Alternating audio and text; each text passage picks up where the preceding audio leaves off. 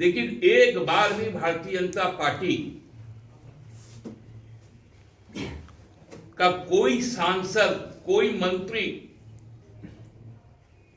केंद्र में यहां से दो दो मंत्री, एक तो कैबिनेट मंत्री, एक राज्य मंत्री है,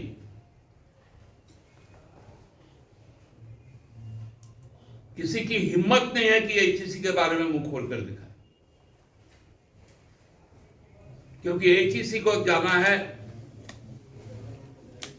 माननीय प्रधानमंत्री के निजी दोस्त के हाथों में।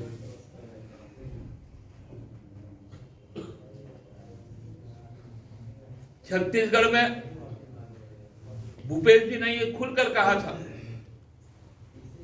कि यदि छत्तीसगढ़ को बचाना है तो इंडिया को मजबूत बनाना है, क्योंकि इंडिया ही एकमात्र ऐसा मोर्चा है जो केंद्र सरकार और अदानी के बीच का दीवार है। और लोगों ने इसको माना और उसी दिशा में अपना फैसला दिया।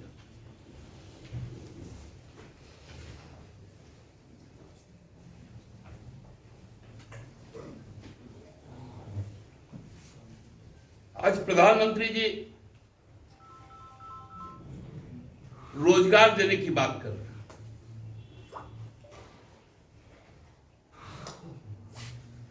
कहां रोजगार की बात हुई थी? 2 करोड़ रोजगार प्रतिवर्ष।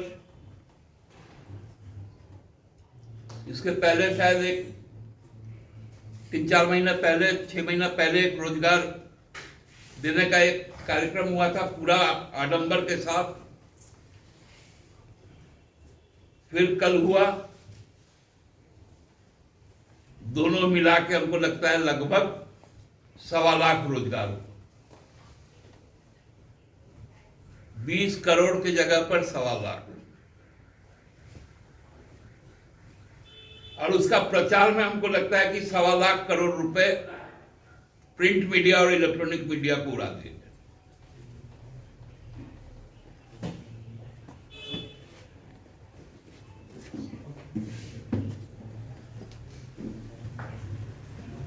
कल केंद्रीय गृह मंत्री भी आए थे, उनका सरकारी कार्यक्रम था।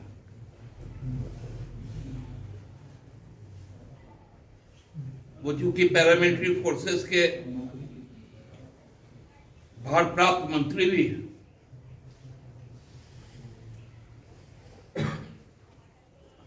आज बीएसएफ का स्थापना दिवस भी था 59वां,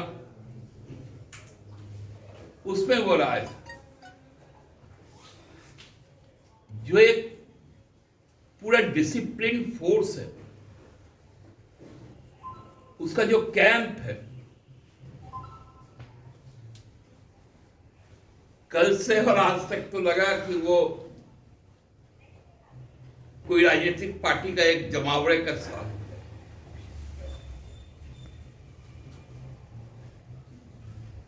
मुझे मालूम है हमारे गृह मंत्री भारतीय जनता पार्टी के सर्वोच्च नेताओं में एक।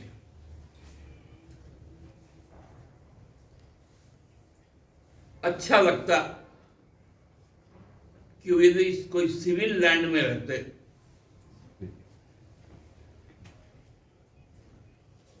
क्योंकि हमारे राज्य में तो राजकीय अतिथिशाला भी है, सर्किट हाउसेस भी हैं हर जिलों में, और वहां यदि राजनीतिक व्यक्तियों का जमावड़ा लगता तो अच्छा लगता। क्योंकि मैंने भी अपनी जो स्कूली शिक्षा है वो सैन्य परिसर में की।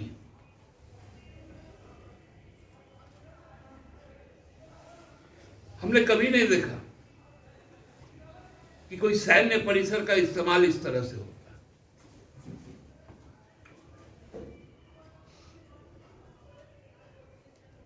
माननीय गवर्नर साहब भी पहुंचे, भाजपा के कई सांसद, केंद्रीय मंत्री, विधायक, पूर्व सांसद,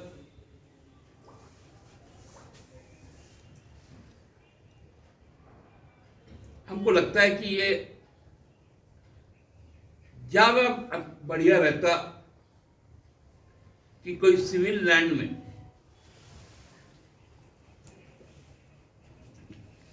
उनका जमावड़ा होता, बातें होती, मुलाकातें होती। उन्हीं को तय करना था, ये उन्होंने शायद यही उचित समझा होगा तो किया।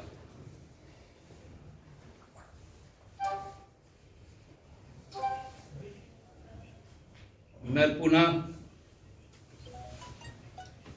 हमारे पड़ोसी राज्य छत्तीसगढ़ और तेलंगाना राज्य के गठन का जो आंदोलन था, उस आंदोलन के एक अगुआ नेता गुरुजी भी रहे, जो छोटे राज्य बनाओ समन्वय समिति के चूंकि वो संयोजक थे। उस वक्त गुरुजी के साथ हम लोगों ने भी बहुत बार तेलंगाना का दौरा किया था। उस दौरे में तेलंगाना, राजस्थान और मिजोरम में हमारे भाई लोग हैं, जो बहन लोग हैं, सबको बहुत बहुत धन्यवाद कि आपने एक दृढ़ निश्चय जो लिया था उसको अंजाम तक पहुंचाया। मैंने एक कार्यकर्ता होने के कारण अपने जो संबंधित जो मित्र हैं, जो राजनीतिक कार्यकर्ता हैं, समाजशास्त्री हैं, उनसे जो बातें हुई उसके आधार पर कह रहा हूं कि 5 राज्यों का नारा था एग्जिट बीजेपी। नहीं, देखिए, रीजनल पार्टी जो रहती है उसके अंदर में जो उसका रीजन का, उसके स्टेट का जो एस्पिरेशन है, जो रिक्वायरमेंट्स है, वो प्राइमरी होता है। हमको लगता है कि ये बढ़िया तालमेल तभी होता है कि जो एक केंद्र का जो सरकार जो राष्ट्रीय परिप्रेक्ष्य में चीजों को देखती है, उसका समन्वय, इसी को तो कोऑपरेटिव फेडरलिज्म कहा गया। आप रीजनल फोर्स को यदि वहां पर नकार रहे हैं, इसका मतलब आपने रीजनल फोर्स के एस्पिरेशन को अपने आप में समाया है। तो इसलिए ये कोई थ्रेट नहीं होता, कहां 20 करोड़, कहां 20 लाख। और आप आंकड़े देख लीजिए कि पिछले 1 साल के दौरान आपको सरकारी रोजगार कुल मिलाकर 1 लाख के करीब लोगों को हम लोगों ने नियोजित किया। 2 साल तक की तो बात ही छोड़ दी है। लेकिन चाहे वो कृषि पदाधिकारी हो, डॉक्टर्स हो, मैजिस्ट्रेट्स हो, लॉ ऑफिसर्स हो, जेपीएससी का माध्यम से हो, और भी कई जो हम लोगों ने खिलाड़ियों को नौकरी दी है, कुल मिलाकर आप यदि देखेंगे, पैरा मेडिकल जो नर्सेस को नौकरी मिला है, तो 1 लाख का अभी तक का हम लोगों का आंकड़ा तो है ही, इससे कोई झुठला नहीं सकता।